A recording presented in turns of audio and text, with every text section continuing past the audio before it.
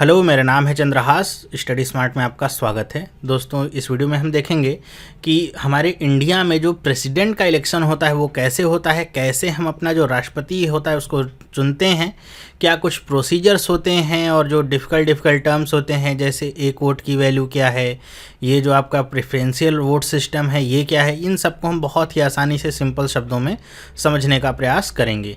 आपको पता है कि अभी हमारे यहाँ भी राष्ट्रपति का चुनाव होने वाला है 2017 में, और हम 25 जुलाई तक हमको एक राष्ट्रपति मिल जाएगा। तो यहाँ पे क्वेश्चन आपके एग्ज़ाम में पूछे जा सकते हैं इससे रिलेटेड, मतलब डायरेक्ट तो नहीं पूछे जा सकते हैं, डायरेक्ट भी पूछा जा सकता है कि भारत का राष्ट्रपति कौन बना। उसके अलावा इसके इर्द गिर्द भी आपसे क्वेश्चन आ सकते हैं, तो आपके लिए जानना ज़रूरी है। तो चलिए देखते हैं। यहाँ पे मैं समझाने का प्रयास करूँगा, हो सकता है वीडियो थोड़ी लंबी भी हो जाए, लेकिन आप वीडियो अगर देख लेंगे तो आपको राष्ट्रपति चुनाव से संबंधित जो भी जानकारियाँ हैं वो सारी की सारी मिल जाएंगी। तो प्रेसिडेंट इलेक्शन को डिस्कस करने से पहले यहाँ पे हम कुछ इंपॉर्टेंट पॉइंट्स डिस्कस कर लेते हैं जो कि ज़रूरी हैं। जैसा कि यहाँ पे पहले पॉइंट में बताया गया, there will be 15 time an election is held for the office of the president of India, कि ये 15वीं बार होगा जब प्रेसिडेंट ऑफ इंडिया का इलेक्शन हो रहा है। लेकिन कह रहे हैं कि there have been only 13 presidents, लेकिन अभी तक केवल 13 ही प्रेसिडेंट हुए हैं। ऐसा क्यों? क्योंकि जो डॉक्टर राजेंद्र प्रसाद थे वो 2 बार लगातार राष्ट्रपति चुने गए थे, 1952 और 1957 में, मतलब एक ही आदमी 2 बार राष्ट्रपति बना था। तो इस तरीके से राष्ट्रपति जो थे वो 13 ही हैं अभी तक, लेकिन ये चुनाव 15वां होगा। दूसरा पॉइंट यहाँ पे क्या बताया रहा है कि the process of electing the president of India is quite unlike election to the Lok Sabha और स्टेट लेजिस्लेटिव असेंबली। मतलब जैसे हम विधानसभा जो कि राज्यों की होती है और जो लोकसभा है उसमें जैसे हम एमपीज़ और एमएलएज़ को इलेक्ट करते हैं, उस तरीके से हम प्रेसिडेंट को डायरेक्ट इलेक्ट नहीं करते हैं। मतलब कहने का है कि डायरेक्ट जनता अपना राष्ट्रपति नहीं चुनती है, बल्कि यहाँ पे जो राष्ट्रपति का चुनाव होता है वो जनता के द्वारा चुने गए प्रतिनिधियों के चुनाव पे होता है। मतलब जो एमपीज़ और एमएलएज़ हम लोगों ने बनाए हैं वो चुनते हैं, राष्ट्रपति को जनता डायरेक्ट नहीं चुनती है। ओके, नेक्स्ट पॉइंट यहाँ पे क्या कर रहा है, the electors will include all the elected members of legislative assembly and members of the parliament. और क्या है, people nominated to states legislative assembly और to the Rajya Sabha like the rest of us can not vote in the presidential election 2017। मतलब कह रहे हैं कि इसमें जो इलेक्टर्स होंगे, मतलब जो राष्ट्रपति को चुनेंगे, कौन कौन से लोग होंगे, जितनी भी राज्यसभा की विधानसभा हैं उनके सारे मेंबर्स होंगे, साथ ही साथ जितने एमपीज़ हैं, चाहे वो लोकसभा के हों चाहे वो राज्यसभा के हों, वो सारे लोग मिल करके राष्ट्रपति को चुनते हैं। लेकिन इसमें एक एक्सेप्शन क्या है कि जो लोग नॉमिनेट हुए हैं, जैसे राज्यसभा में हम नॉमिनेट करते हैं प्रतिष्ठित हस्तियों को, जैसे हम कह सकते हैं सचिन तेंदुलकर इसमें राज्यसभा का हिस्सा हैं, सुब्रमण्यम स्वामी हैं, तो ये लोग इसमें हिस्सा नहीं ले सकते हैं जो कि नॉमिनेट हुए, चाहे वो किसी स्टेट असेंबली में नॉमिनेटेड पीपल क्यों ना हो, वो इसमें हिस्सा नहीं ले सकते हैं। केवल वही लोग हिस्सा लेंगे जिनको डायरेक्ट जनता ने चुन के भेजा है। बहुत ही इंपॉर्टेंट पॉइंट है। नेक्स्ट यहाँ पे देखिए क्या है, the election of the president shall be held in accordance with the system of proportional representation by means of single transferable vote and the voting at such election shall be by secret ballot. मतलब क्या है कि यहाँ पे जो voting होती है MPs और एमएलएज़ के द्वारा वो एक सीक्रेट बैलेट होता है। ऐसा नहीं होता है कि एक पार्टी के लोग सब लोग खड़े करके हाथ उठा देंगे या फिर पार्टी जिसको कह देगी उसको सब लोग वोट दे देंगे। यहाँ पे एक इंपॉर्टेंट पॉइंट और भी है कि पार्टी इसमें अपना व्हिप जारी नहीं कर सकती है, क्योंकि यहाँ पे ऐसा नहीं है कि खुले तौर पे वोट हो रहा है। हर एक एमपी और हर एक एमएलए की अपनी चॉइस है, वो किसको वोट करना चाहता है। और यहाँ पे जो सिस्टम है वो कैसा है, proportional representation by means of single transferable vote. ये सिस्टम क्या है सिंगल ट्रांसफरेबल वोट का, इसको भी हम अच्छे से आगे समझेंगे। ठीक है, तो ये कुछ इंपॉर्टेंट पॉइंट्स थे। आगे हम देखते हैं क्या है कि क्वालिफिकेशन क्या होनी चाहिए किसी भी उम्मीदवार के लिए अगर वो राष्ट्रपति का चुनाव लड़ना चाहता है तो उसके लिए क्वालिफिकेशंस अंडर आर्टिकल 58 के तहत क्या क्या हैं कि पहली बात तो वो क्या है कि इंडिया का सिटीजन होना चाहिए। ठीक है, दूसरा पॉइंट कहता है कि must have completed 35 years of age, मतलब 35 साल से नीचे के लोग यहाँ पे एलिजिबल नहीं होते हैं, 35 साल या उससे ऊपर के लोग ही यहाँ पे एलिजिबल होंगे। फिर नेक्स्ट पॉइंट क्या कहता है, must be eligible to be member of Lok Sabha. मतलब लोकसभा के मेंबर होने के लिए जो जो भी शर्तें हैं या क्वालिफिकेशंस हैं वो उसके अंदर सब कुछ होना चाहिए। ठीक है, और यहाँ पे क्या करें, जो फोर्थ पॉइंट है वो बताता है कि जो भी व्यक्ति राष्ट्रपति का चुनाव लड़ना चाहता है वो किसी भी पद लाभ के पद पे नहीं हो सकता है, चाहे वो गवर्नमेंट ऑफ इंडिया के द्वारा प्रदान किया गया हो, चाहे वो किसी स्टेट के द्वारा प्रदान किया गया हो, मतलब स्टेट गवर्नमेंट हो चाहे गवर्नमेंट ऑफ इंडिया हो, उसके द्वारा प्रदान किए गए किसी भी लाभ के पद पे वो व्यक्ति नहीं रह सकता है।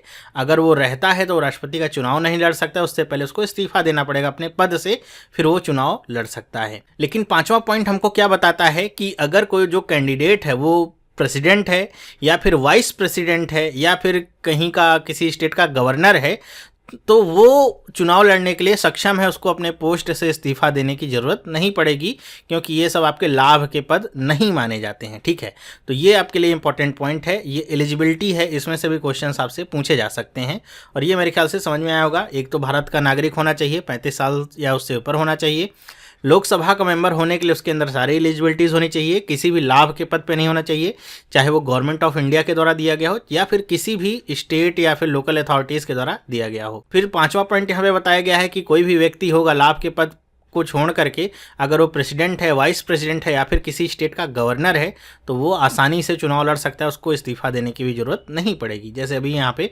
एनडीए के जो कैंडिडेट उतारे गए हैं राष्ट्रपति चुनाव के लिए, रामनाथ कोविंद, वो बिहार के राज्यपाल हैं, तो राज्यपाल रहते हुए भी वो प्रेसिडेंट का चुनाव लड़ सकते हैं। नेक्स्ट बात करते हैं यहाँ पे कि क्या स्टेप्स होते हैं किसी भी प्रेसिडेंट के लिए, हमारे प्रेसिडेंट के लिए जो कि चुना जाता है। तो उसका पहला स्टेप क्या होता है, नॉमिनेशन का, कि जो भी व्यक्ति होगा अपने आप को नॉमिनेट करेगा। दूसरा स्टेप होता है कि वोटिंग होगी। तीसरा स्टेप होता है कि सेग्रीगेटिंग बैलेट पेपर्स, जो भी बैलेट पेपर्स होते हैं उनको अलग अलग किया जाता है उनके नाम या प्रेफरेंस के आधार पे। चौथा स्टेप होता है काउंटिंग ऑफ वोट्स। पांचवा स्टेप होता है डिसाइडिंग द विनर, कि विनर को कैसे डिसाइड किया जाएगा। और छठा स्टेप क्या है, टेकिंग ओथ, विनर डिसाइड होने के बाद ओथ लेना। तो ये टोटल आप 6 स्टेप समझ सकते हैं राष्ट्रपति चुनने के लिए। यहाँ पे हम कुछ स्टेप्स को डिस्कस करेंगे और अब डिस्कस करेंगे क्या कुछ एक्चुअल प्रोसीजर्स होते हैं राष्ट्रपति चुनाव में। तो पहले अगर हम बात करें नॉमिनेशन की, कि अगर कोई व्यक्ति राष्ट्रपति बनना चाहता है तो उसके लिए क्या चीज़ें जरूरी हैं नॉमिनेट करने के लिए। पहली बात तो 15,000 रुपये जमानत के तौर पर उसके लगते हैं। और यहाँ पे और क्या लगेगा साथ में, साइंड लिस्ट ऑफ 50 प्रपोजर्स, मतलब 50 लोग होने चाहिए प्रपोज करने वाले उसको, और 50 लोग कैसे होने चाहिए, सेकेंडर्स, जो कि उसको बैकअप दे रहे हों कि 50 लोग उसके साथ हैं। तो टोटल 100 लोग होने चाहिए। और ये जो 50 लोग हैं, ऐसे कोई सड़क से उठा करके व्यक्ति आप नहीं ला सकते हैं। ये जो 50 या 50 टोटल 100 लोग हैं, ये वही लोग होने चाहिए जिनको वोट देना है, मतलब या तो वो MP हों या तो MLA हों, जिनको वोट देना है उनमें से 100 लोगों के हस्ताक्षर लेकर के ही आप नॉमिनेशन अपना फाइल कर सकते हैं।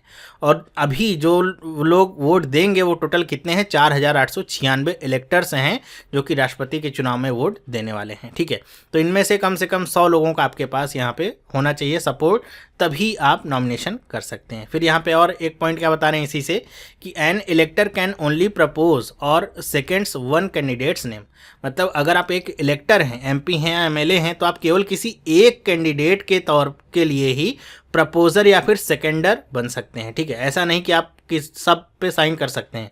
अगर आपने किसी को प्रपोज कर दिया तो अब आप और किसी पर्सन के लिए प्रपोजर या फिर सेकेंडर नहीं हो सकते हैं। ओके, तो ये बात आपको समझनी होगी।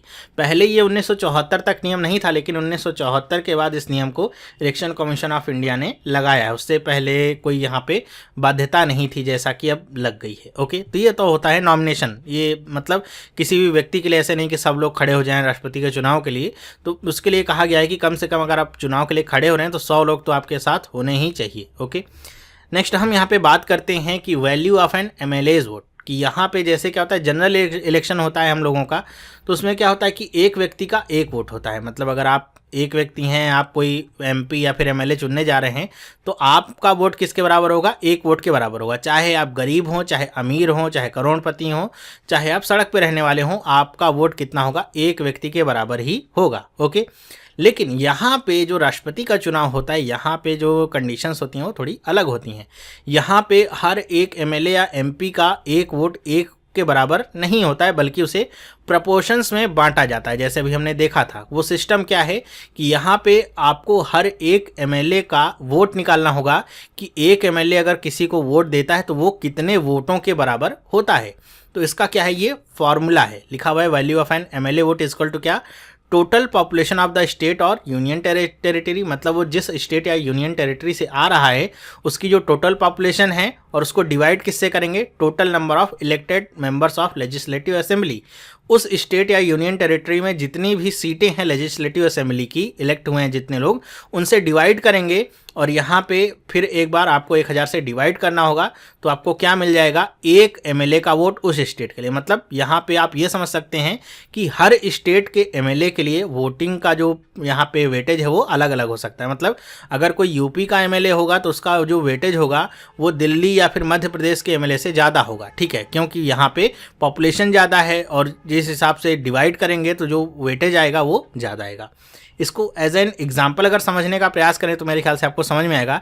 जैसे अगर मैं बात कर लेता हूँ एनसीटी ऑफ दिल्ली, ठीक है, क्योंकि यूनियन टेरिटरीज़ में सारी यूनियन टेरिटरीज़ नहीं है, केवल 2 ही हैं, एनसीटी ऑफ दिल्ली और पौंडीचेरी, जो इसमें हिस्सा ले सकती हैं। तो अगर मैं एनसीटी ऑफ दिल्ली की बात करूं तो यहाँ पे टोटल जो पॉपुलेशन है वो, यहाँ पे पॉपुलेशन के लिए भी एक टर्म क्या है कि यहाँ पे जो पॉपुलेशन ली जा रही है वो 1971 में जो पॉपुलेशन थी राज्यों में वही पॉपुलेशन काउंट हो रही है। मतलब अभी की जो नई पॉपुलेशन है उसको नहीं लिया जा रहा है। और ऐसा कब तक होगा, 2026 तक ऐसा ही होगा कि 2026 तक जितने चुनाव होंगे राष्ट्रपति के, उसमें जो पॉपुलेशन ली जाएगी वो 1971 में जो उस राज्य की पॉपुलेशन होगी उसे ही काउंट किया जाएगा। तो 1971 में दिल्ली की पॉपुलेशन थी लगभग 40,65,698, ये पॉपुलेशन थी 1971 में। तो इसको हमको डिवाइड किससे करना है कि वहाँ पे कितने इलेक्टेड मेंबर्स हैं लेजिस्लेटिव असेंबली में, तो उसकी संख्या क्या है 70। तो हम इसको 70 से डिवाइड कर देंगे। तो इसका आंसर क्या मिलेगा, जब आप इसे 70 से डिवाइड करेंगे तो आंसर मिलेगा 58081.4। फिर आपको ये जो नंबर आया है इसको आपको 1000 से और डिवाइड करना है। तो जब आप इसे 1000 से और डिवाइड कर देंगे तो आपको क्या मिल जाएगा आंसर, मतलब एक राउंड ऑफ जो फिगर मिलेगा वो कितना मिलेगा 58। तो इसका मतलब क्या है कि अगर कोई दिल्ली का एमएलए है तो उस एमएलए का एक वोट किसके बराबर होगा, 58 वोट के बराबर होगा। तो जब आपको एक एमएलए का वोट पता चल गया तो आप जितने वहाँ पे मतलब पूरी दिल्ली के लिए कितने वोट होंगे ये आप निकाल सकते हैं। तो उसके लिए आपको क्या करना पड़ेगा, यहाँ पे 70 से आपको गुणा कर लेना है। तो ये कितना आ जाएगा 4060। तो अगर हम बात करें कि एनसीटी ऑफ दिल्ली के लिए टोटल वोटों की संख्या कितनी है 4060।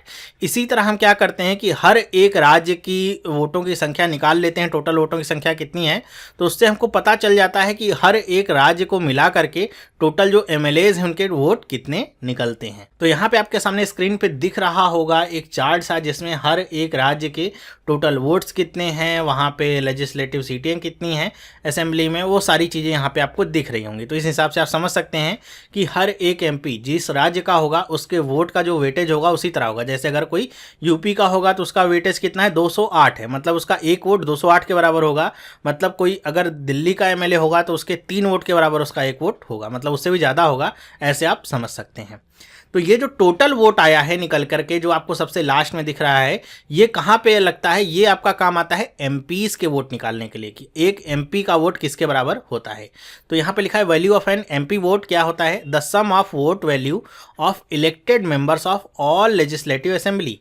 जितनी भी लेजिस्लेटिव असेंबलीज हैं स्टेट्स की, सब के इलेक्टेड मेंबर्स का जो वोट का सम है उसको किससे डिवाइड कर देना है, the sum of elected members of both house of parliament. जो दोनों हाउस हैं लोकसभा राज्यसभा, उनमें जितने भी इलेक्टेड मेंबर्स हैं उनसे डिवाइड कर देना है। तो यहाँ पे देखिए लिखा गया है कि लोकसभा में कितने मेंबर्स हैं 543 और राज्यसभा में कितने हैं 233। तो दोनों को मिला के टोटल कितने हो जाएंगे 776 लोग हो जाएंगे। और यहाँ पे सम करेंगे टोटल इलेक्टेड जितने भी वोट हैं यहाँ पे मेंबर्स हैं तो इनके वोट कितने आ जाते हैं, सम होकर के 5,49,495 इतने वोट आते हैं। तो इसे हमको डिवाइड कर देना है 776 से। तो हमको क्या मिल जाएगा 708.11, जिसको राउंड ऑफ करके हम 708 कह सकते हैं। मतलब एक जो एमपी होगा चाहे वो लोकसभा का हो चाहे राज्यसभा का हो, उसका वोट 708 वोट के बराबर होगा। तो यहाँ से आपको क्या पॉइंट समझ में आता है कि जो भी एमएलएज होंगे अलग अलग स्टेट के, उनके जो वेटेज हैं वोट का वो अलग अलग होगा। अगर वो यूपी का है तो बहुत ज़्यादा होगा, अगर वो अरुणाचल प्रदेश का है तो उसका बहुत कम होगा, अगर वो एमपी का है तो उसका कुछ अलग होगा। लेकिन अगर एमपी की बात किया जाए, मतलब मेंबर ऑफ पार्लियामेंट की बात किया जाए, तो वहाँ पे जो वोट का वेटेज है वो सारे ही मेंबर्स के लिए सेम होगा, चाहे वो कहीं का भी वोटर के वो इलेक्टर क्यों ना हो, चाहे किसी पार्टी का क्यों ना हो, उस एक एमपी का वोट 708 लोगों के बराबर माना जाएगा। तो यहाँ पे कह रहे हैं कि इस तरीके से हम क्या निकाल सकते हैं कि टोटल वोट कितने हैं पार्लियामेंट में। तो 776 गुणे में 708 करके 5,49,408 आ जाता है। तो ये आ गया एमपीज़ का वोट और ये क्या था एमएलएज का वोट। अगर आप दोनों को जोड़ देंगे तो लगभग 11 लाख के आसपास ये टोटल वोट पड़ेंगे राष्ट्रपति चुनाव के लिए। ओके, तो ये होते हैं वोटों की संख्या, कैसे हम निकालते हैं और सबकी वैल्यू क्या है। ओके, मेरे ख्याल से आपको समझ में आया होगा। नेक्स्ट यहाँ पे बात करें कि वोटिंग कैसे होती है। तो वोटिंग के लिए क्या करें कि all elected MLAs in their respective states and union territories capitals and all elective MPs at parliament will be given ballot paper to cast their vote. कि जो भी एमएलएज होते हैं वो जिस भी स्टेट के होते हैं अपनी कैपिटल की लेजिस्लेटिव असेंबली जो भी उनकी होती है उस बिल्डिंग में, और जो भी एमपीज़ होते हैं वो पार्लियामेंट के अंदर वहाँ पे एक जगह निर्धारित की जाती है जहाँ पे वोट देते हैं, और वहाँ पे सबको बैलेट पेपर प्रोवाइड किया जाता है जिसमें जो भी कैंडिडेट होते हैं प्रेसिडेंट इलेक्शन के लिए उनके नाम लिखे होते हैं और वहाँ पर वोट करना होता है। यहाँ पे ग्रीन जो बैलेट होता है ये एमपीज़ का साइन होता है, मतलब कोई ग्रीन बैलेट है तो वो बताएगा कि ये किसके लिए है, एमपी के लिए है। लेकिन अगर वो पिंक बैलेट है तो क्या बताएगा वो किसके लिए है, एमएलए के लिए। लेकिन मतलब क्या है कि अगर आप एमएलए हैं तो आप क्या पिंक बैलेट आपको मिलेगा, लेकिन अगर आप एमपी हैं तो आपको ग्रीन बैलेट मिलेगा। ओके, अलग अलग करने के लिए जिससे ये पहचान हो सके कि यहाँ पे अगर एमपी है तो उसके एक वोट की कीमत क्या है। ओके, नेक्स्ट यहाँ पे हम बात करें दूसरा पॉइंट क्या है, they will also be given special pens which is the only instrument they can use to record their vote. उनको एक स्पेशल पेन भी दिया जाता है, केवल उसी के द्वारा वो अपने वोट को रिकॉर्ड कर सकते हैं। मतलब यहाँ पे ठप्पा वाला या उंगली से दबाने वाला सिस्टम नहीं होता है। यहाँ पे आपको क्या प्रेफरेंस देना पड़ता है कैंडिडेट के हिसाब से, जिसके लिए आपको पेन की जरूरत पड़ती है जो कि आपको वहाँ पे प्रोवाइड किया जाएगा। फिर यहाँ पे कह रहे हैं कि each ballot paper will contain the name of the candidate who are contesting the presidential election.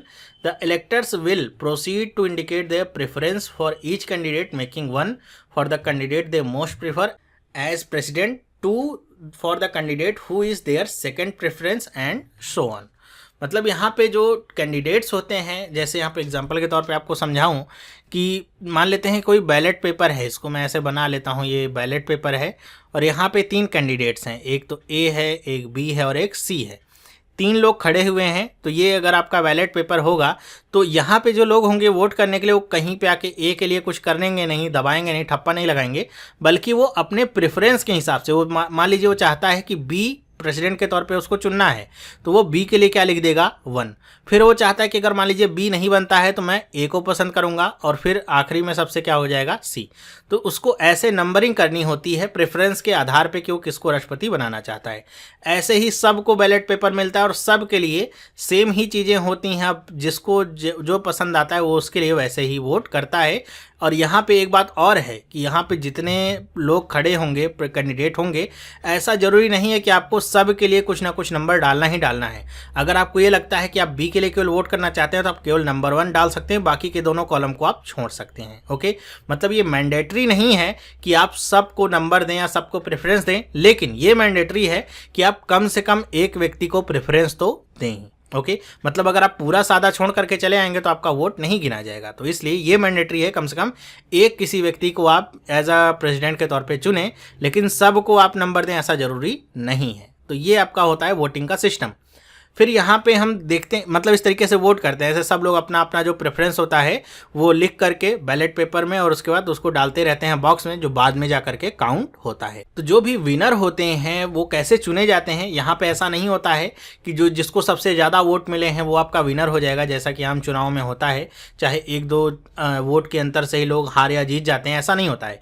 यहाँ पे क्या होता है कि जितने भी टोटल वोट हैं, जैसे 11 लाख क्या हैं टोटल वोट हैं, तो इसका आपको 50% कम से कम पाना होगा, प्लस 1 वोट आपको लेना होगा। मतलब 11 लाख का 50% प्लस 1 वोट अगर आपको मिलते हैं तो, या 1 से ज़्यादा मिले तो आपको विनर घोषित किया जाएगा।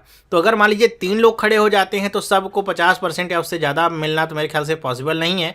तो इस केस में चुनाव टाई नहीं होता है, बल्कि इसके लिए हम क्या प्रोसीजर फॉलो करते हैं, सिंगल ट्रांसफरेबल वोट का। अब वो क्या है उसको भी आप समझ लीजिए। अभी तक जैसे हमने देखा कि सब लोग अपनी प्रेफरेंस डालते हैं 1, 2, 3 करके, जिसको जैसे मिलता है। तो मान लीजिए ए, बी, सी ये 3 कैंडिडेट खड़े थे, तो यहाँ पे वोटिंग कैसे होती है कि सबसे पहले जितने कैंडिडेट्स हैं या जितने वोट्स पड़े हुए हैं उन सब को देखा जाता है कि उन्होंने किसको नंबर 1 दिया हुआ है पोजीशन।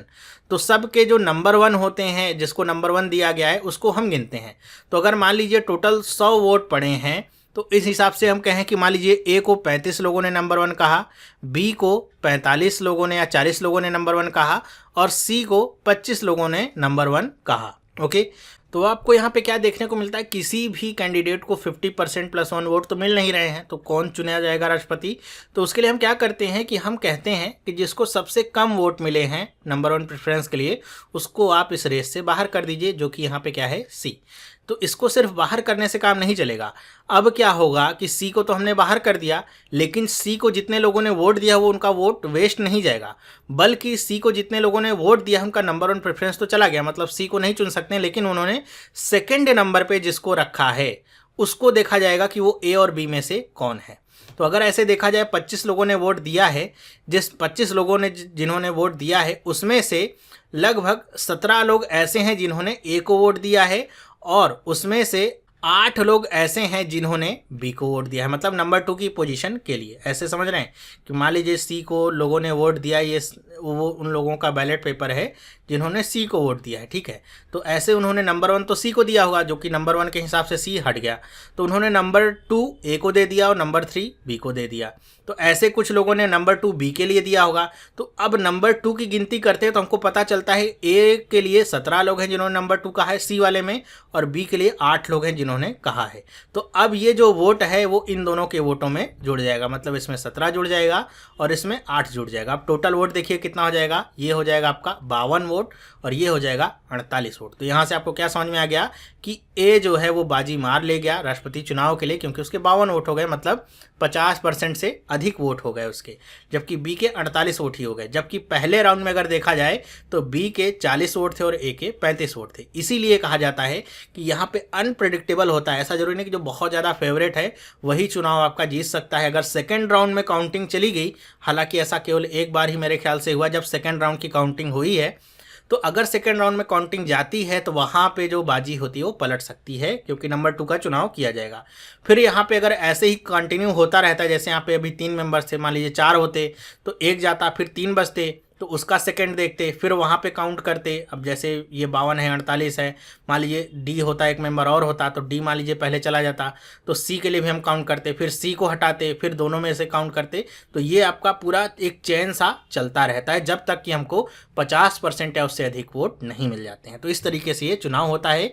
इसी को कहते हैं सिंगल ट्रांसफरेबल वोट सिस्टम, या फिर कहते हैं प्रेफरेंशियल वोट सिस्टम। ओके, मेरे ख्याल से आपको अब समझ में आ गया होगा क्या ये वोट सिस्टम होता है। तो ये तो था पूरा तरीका कि राष्ट्रपति का चुनाव कैसे होता है, वोट का वेटेज कैसे लिया जाता है, एमएलएस का कैसे लिया जाता है, एमपीज का कैसे लिया जाता है। फिर जब चुनाव होता है, वोट देते हैं लोग, तो कैसे उनको अलग अलग प्रेफरेंस डालनी होती है और उन प्रेफरेंस को कैसे ट्रांसफ़र किया जा सकता है अलग अलग व्यक्तियों के हिसाब से। फिर यहाँ पे जब आपका जो हमने थर्ड स्टेप या फोर्थ स्टेप की बात की थी, सेग्रीगेटिंग ऑफ बैलेट पेपर्स, उसमें क्या होता है कि जिस व्यक्ति को जो भी वोट पहला या प्रेफरेंस के हिसाब से मिलता है उसकी एक ट्रे बनाई जाती है। हर एक ट्रे में उसके वोटों को डाला जाता रहता है, जिससे ये पता चलता है किस व्यक्ति को कितने वोट मिले हैं। और ये स्टेट वाइज होती है, एमएलएस के लिए और एमपीज के लिए आपका एक ही वोट होता है, तो वो आपका एक ही चलता है। ओके, मेरे ख्याल से आपको समझ में आया होगा। अब यहाँ पे राष्ट्रपति के चुनाव को लेकर के कुछ इंपॉर्टेंट फ्रिक्वेंटली आस्क्ड क्वेश्चंस हैं जो आपसे एग्जाम्स में या फिर कहीं भी पूछे जा सकते हैं, तो आपको पता होने चाहिए, उनको भी हम देख लेते हैं। पहला क्वेश्चन क्या है, what is the term of the office of president, की जो प्रेसिडेंट होता है उसका टर्म क्या होता है। तो टर्म क्या होता है, 5 साल का होता है। कोई भी व्यक्ति अगर राष्ट्रपति चुना जाएगा तो 5 साल के लिए उसे इलेक्ट किया जाता है। और 5 साल के बाद ऐसा ही नहीं है कि 5 साल के बाद तुरंत वो राष्ट्रपति पद से इस्तीफा दे देगा, बल्कि अगर राष्ट्रपति का चुनाव नहीं हुआ है नेक्स्ट टर्म के लिए, तो जब तक राष्ट्रपति का चुनाव नहीं होता है वो अपने पद पे बना रहता है। फिर लिखा है who conducts the election to the office of the president of India. ये बहुत इंपॉर्टेंट क्वेश्चन है, वेरी इंपॉर्टेंट क्वेश्चन है। बहुत बार कई जगह पूछा गया है कि जो राष्ट्रपति का चुनाव होता है उसे कौन कंडक्ट करता है। तो होता ये पार्लियामेंट में है, तो बहुत सारे लोग कंफ्यूज हो जाते हैं, बल्कि इसे कंडक्ट कौन करता है, इलेक्शन कमीशन ऑफ इंडिया ही इसे कंडक्ट करता है। तो इस आंसर को आप समझ लीजिए। फिर यहाँ पे एक और क्वेश्चन मेरे ख्याल से बनता है, आपसे इस बार पूछा जा सकता है कि यहाँ पे जो रिटर्निंग ऑफिसर था उसका नाम क्या था, या फिर रिटर्निंग ऑफिसर कौन होता है। तो वो सेक्रेटरी जनरल लोकसभा का जो भी होता है उसे बनाया जाता है एज अ रिटर्निंग ऑफिसर, और वो कौन है? अनूप मिश्रा। ओके, फिर थर्ड क्वेश्चन यहाँ पे क्या है? What electoral system process is followed for the election to the office of the president. तो जैसे लोकसभा और विधानसभा का चुनाव होता है, डायरेक्ट लोग चुनते हैं, वैसा डायरेक्ट इनका चुनाव नहीं होता है प्रेसिडेंट का, बल्कि जो भी इलेक्टेड मेंबर्स हैं, लोगों के द्वारा जो चुने गए हैं, चाहे वो एमपी हों चाहे एमएलए हों, उनके वोटों के द्वारा हम डिसाइड करते हैं कि प्रेसिडेंट कौन होगा। और यहाँ पे सिस्टम क्या होता है? System of proportional representation. Proportional representation इसीलिए कहा गया है कि वहाँ की जो जनसंख्या है और वहाँ पे जितने सीटें हैं उनको हम डिवाइड करते हैं, जिससे पता चल सके एक एमएलए का वोट कितना है, और बाई सिंगल ट्रांसफरेबल वोट, कि सिंगल ट्रांसफरेबल वोट के द्वारा हम चुनते हैं। कन्फ्यूज़न होती है, 2-3 लोग हो गए, 50% वोट नहीं मिल पाया, तो हम क्या करते हैं? वोट को ट्रांसफ़र कर लेते हैं। ओके, और यहाँ पे एक चीज़ और बताया था मैंने कि जितने कैंडिडेट हैं उतने सबको प्रेफरेंस देना है, नंबर देना है, ऐसा ज़रूरी नहीं है। अगर कोई किसी भी एमपी को लगता है केवल एक व्यक्ति को ही उसको वोट देना है, तो केवल एक व्यक्ति का ही नाम वो डालेगा, उसके आगे केवल एक लिख देगा, बाकी सबको खाली छोड़ सकता है, उसमें कोई भी डिफ़िकल्टी नहीं होगी। नेक्स्ट यहाँ पे देखते हैं क्या है लिखा, where is the poll for election to the office of president held, कि ये जो इलेक्शन होता है ये कहाँ पे इसको संपन्न कराया जाता है। तो अगर वो पार्लियामेंट या मतलब अगर एमपीज़ के लिए हो रहा है तो वो तो आपका पार्लियामेंट हाउस में ही होगा। साथ ही साथ जितने भी राज्य हैं उनकी जो कैपिटल है, वहाँ पे जो उनकी लेजिस्लेटिव असेंबली बनी हुई, विधानसभा जो बनी हुई है, उसकी बिल्डिंग में इलेक्शन के लिए प्रोसीजर होता है कि वहाँ पे आपकी बिल्डिंग में एक रूम लिया जाता है जहाँ पे ये इलेक्शन संपन्न कराया जाता है। तो वहाँ पे जो एमएलएज हैं या फिर एमपीज़ हैं वो जा कर के वोट दे सकते हैं। ओके, और ऐसा ज़रूरी नहीं है कि अगर आप एमपी हैं तो आपको पार्लियामेंट में जा कर के ही वोट देना है। आप अगर अपने स्टेट में हैं तो आप अपनी लेजिस्लेटिव असेंबली है वहाँ पर जा कर के भी वोट दे सकते हैं। यहाँ पे फिर क्या है? Is it compulsory for an elector at a presidential election to mark his preference for all candidates, जिसको मैं बार बार कह रहा हूँ कि हर एक व्यक्ति के लिए प्रेफरेंस मार्क करना क्या ज़रूरी है किसी इलेक्टर के लिए? तो नहीं, ऐसा ज़रूरी नहीं है। केवल एक को वो कर सकता है, लेकिन अगर वो एक को भी नहीं करेगा तो उसका वोट क्या हो जाएगा? अमान्य। फिर लिखा हुआ है हाउ इज़ द प्रेसिडेंट सॉर्न इन, मतलब प्रेसिडेंट को ऐसे भी पूछा जाता है ये क्वेश्चन कि प्रेसिडेंट को शपथ कौन दिलाता है। ठीक है, तो शपथ कौन दिलाता है प्रेसिडेंट को? तो शपथ कौन दिलाता है? चीफ जस्टिस ऑफ इंडिया, मतलब सुप्रीम कोर्ट के जो चीफ जस्टिस होंगे वो प्रेसिडेंट को शपथ दिलाते हैं। मान लेते हैं कि अगर कोई चीफ जस्टिस नहीं है उस समय जब राष्ट्रपति चुने गए हैं, तो उनकी अब्सेंस में कौन दिलाएगा? जो भी सुप्रीम कोर्ट का मोस्ट सीनियर जज होगा वो शपथ दिलाएगा। अब कोई 1-2 जज तो होते नहीं है, कह लीजिए मान लीजिए कोई मोस्ट सीनियर भी नहीं है, तो ऐसा हो नहीं सकता है। ठीक है, तो ऐसे आपका ये शपथ वाला काम होता है, और ये भी क्वेश्चन कई बार एग्जाम में पूछा जाता है। ठीक है, इससे और एक क्वेश्चन पूछा जाता है कि राष्ट्रपति अपना इस्तीफा किसे देता है। तो इसका अगर आपको आंसर पता है तो आप मुझे कमेंट करके बताइएगा कि अगर राष्ट्रपति इस्तीफा देना चाहे तो वो किसे देता है। तो ये तो था राष्ट्रपति चुनाव से संबंधित जो भी मैंने आपको इन्फॉर्मेशन दी, उससे एक वीडियो मेरे ख्याल से आपके लिए काफ़ी लाभदायक होगा। आपको समझने में आसानी होगी कि कैसे हम अपने इंडिया में राष्ट्रपति का चुनाव संपन्न करते हैं, कैसे चुना जाता है राष्ट्रपति, क्या कुछ वहाँ पे फॉर्मेलिटीज़ होती हैं जो निभानी होती हैं, कैसे वोट सिस्टम होता है, कैसे गिना जाता है, कैसे वोट को ट्रांसफ़र किया जाता है। ये सारी चीज़ें हमने इस वीडियो के थ्रू समझ ली हैं और आसानी से हिंदी लैंग्वेज में आपको सारी चीज़ें समझ में आ गई होंगी। तो वीडियो अगर पसंद आया तो आप मुझे लाइक करके बताइएगा और कमेंट करके बताइएगा कि आपको वीडियो कैसा लगा है। अगर नहीं पसंद आया तो भी मुझे बता दीजिए क्या पार्ट आपको पसंद में नहीं आया है। अगर अभी तक आपने हमारा टेलीग्राम ग्रुप ज्वाइन नहीं किया तो आप टेलीग्राम ग्रुप ज्वाइन कर सकते हैं, जिससे जो भी वीडियोज़ मैं दे रहा हूँ वो आप सबको वहीं पर मिलती रहेंगी और आपके लिए बहुत ही आसान रहेगा कि आप कोई भी वीडियो अगर देखना चाहते हैं या फिर देखना चाहते हैं मैंने कब वीडियो कौन सी दी है तो वहीं से आपको मिल जाएगी। तो इस वीडियो में बस इतना ही। अगर आप इस चैनल पर नए हैं, पहली बार इस वीडियो को देख रहे हैं, तो आप भी इस चैनल को सब्सक्राइब कर सकते हैं, जिससे इस तरह की जो वीडियोस हैं आपको मिलती रहेंगी और आपकी जो प्रिपरेशन है और अच्छी होती रहे। अगर आप एसएससी के लिए प्रिपेयर कर रहे हैं तो आप एसएससी वाला चैनल ज्वाइन कर सकते हैं, जहाँ पे आपको एडवांस मैथ से रिलेटेड सारी वीडियोस देखने को मिलेंगी। तो ये वीडियो देखने के लिए आपका बहुत बहुत धन्यवाद। अब हम मिलेंगे नेक्स्ट वीडियो में, तब तक के लिए have a nice day and bye.